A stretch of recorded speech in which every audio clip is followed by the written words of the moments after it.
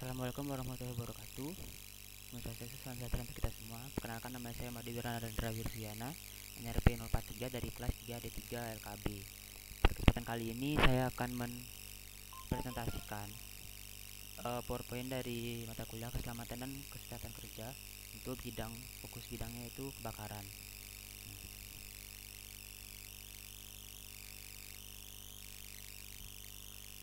Saya sebelum lanjut lebih dalam lagi, saya akan mulai dengan pengertian dari arti kebakaran itu sendiri.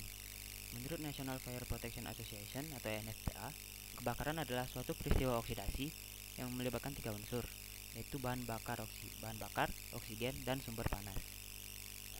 Pada kasus ini, kebakaran yang dimaksud yaitu api yang tidak dapat dikendalikan menyebabkan kerugian baik dari orang atau masyarakat maupun lingkungan sekitar kebakaran itu sendiri. Batasan masalah dari kasus kebakaran ketiga ini, karena cakupan yang sangat luas, maka untuk kasus ini saya mengambil pencegahan dan penanganan kebakaran pada gedung-gedung pusat perbelanjaan di kota Surabaya. Perkembangan pusat perbelanjaan dengan fungsi yang sangat kompleks dalam satu bangunan tertutup atau closed malls dapat menyebabkan meningkatnya potensi bahaya akibat kebakaran. Dengan demikian, pengamanan bahaya kebakaran pada pusat perbelanjaan menjadi hal yang sangat penting untuk dilakukan. Untuk dapat mencegah terjadinya suatu kebakaran atau menanggulangi terjadinya suatu kebakaran, maka kita perlu mengenal klasifikasi kebakaran itu sendiri. Klasifikasi kebakaran itu ada 4. Yang pertama itu ada golongan A, di mana kebakaran pada golongan A ini disebabkan oleh bahan padat kecuali logam yang sebagian besar tidak mampu dengan sendirinya terbakar seperti kayu, karet, plastik, dan sebagainya. Untuk cara untuk memadamkan kebakaran pada golongan A ini dapat dilakukan dengan air, busa, bubuk kering, CO2 maupun holon. Yang kedua ada kebakaran pada golongan B. Kebakaran pada golongan B ini disebabkan oleh bahan cairan atau bahan kimia cair atau gas yang mudah tersulut api seperti bensin dan lain sebagainya. Itu dapat memadamkan kebakaran yang disebabkan oleh golongan B ini. Kita tidak dapat memadamkannya dengan air, karena itu akan terdapat reaksi kimia yang dapat menyebabkan membesarnya api. Kita dapat memadamkannya itu menggunakan bubuk kering, CO2 maupun holon. Yang ketiga itu ada kebakaran pada golongan C. Kebakaran pada golongan ini yaitu berasal dari listrik bertegangan tinggi atau disebabkan oleh instalasi listrik seperti konslet, arus pendek, dan sebagainya. Untuk pemadaman dari golongan C ini dapat dilakukan dengan bubuk kering, CO2 maupun holon juga. Yang terakhir itu ada golongan D, di mana golongan D ini disebabkan dari bahan yang berasal dari logam seperti titanium, magnesium, uranium, dan lain sebagainya. Untuk cara pemadamannya itu kita tidak dapat menggunakan air, namun kita hanya dapat menggunakan bubuk kering, karena jika kita menggunakan air, takutnya kandungan kimia dari air tersebut akan bereaksi dengan kandungan daripada magnesium, yang dimana itu akan menyebabkan suatu ledakan besar.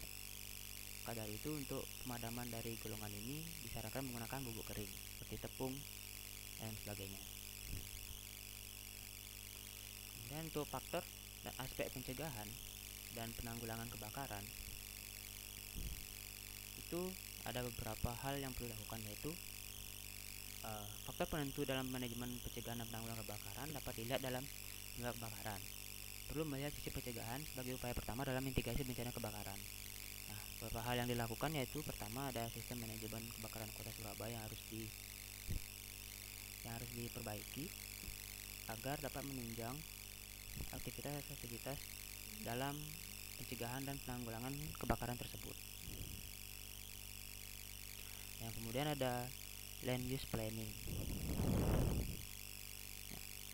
Land use planning ini kita harus memikirkan bagaimana pengolahan dataran-dataran atau lahan-lahan kosong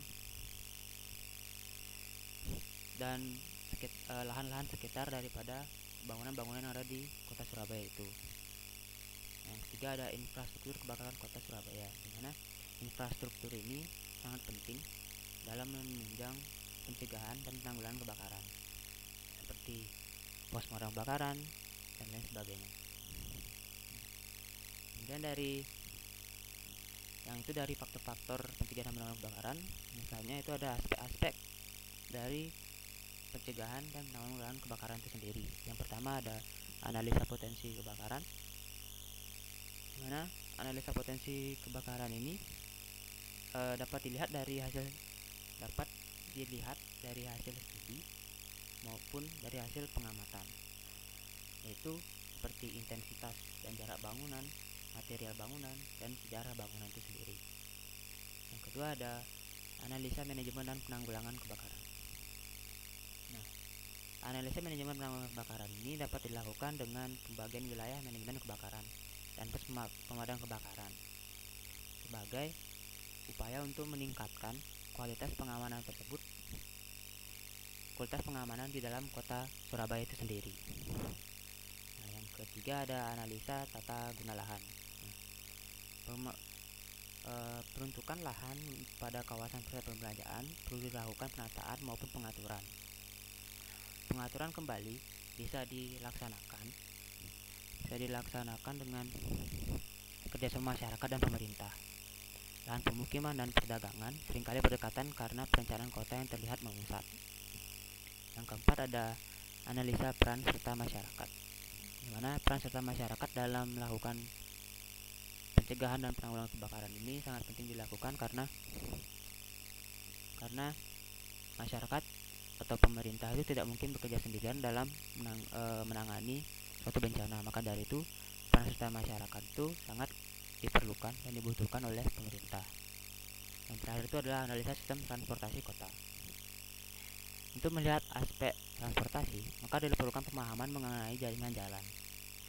Jaringan jalan yang meliputi jalan primer atau jalan utama dan jalan sekunder. Nah, tujuan akhir dari pemahaman sistem transportasi kota ini yaitu memahami akses yang akan dipakai oleh infrastruktur pemadam kebakaran di Kota Surabaya agar dapat mencapai tujuan dengan waktu yang singkatnya. Kesimpulan dari permasalahan dan pencegahan dan penanggulangan kebakaran Kota Surabaya yaitu kesimpulannya, permasalahan kebakaran merupakan satu dari sekian banyak isu perkotaan yang perlu diperhatikan. Namun, bagaimana implementasi pencegahan atau mitigasi bahaya dan kerentanan kebakaran tergantung pada kondisi di lapangan itu sendiri juga. Nah, faktor-faktor yang menentukan dalam kondisi lapangan itu yaitu manajemen penanggulangan kebakaran, tata guna lahan, peran serta masyarakat, dan sistem transportasi kota. Saran saya dalam mitigasi bencana kebakaran ini untuk Kota Surabaya itu membuat suatu sistem kebakaran yang baik diperlukan dengan melakukan paying undang-undang. Paying undang-undang ini dilakukan untuk memberikan kepastian hukum terhadap sistem yang dirancang serta memberikan keleluasan instansi terkait dalam membuat rencana sistem kebakaran mereka sendiri menjadi handal.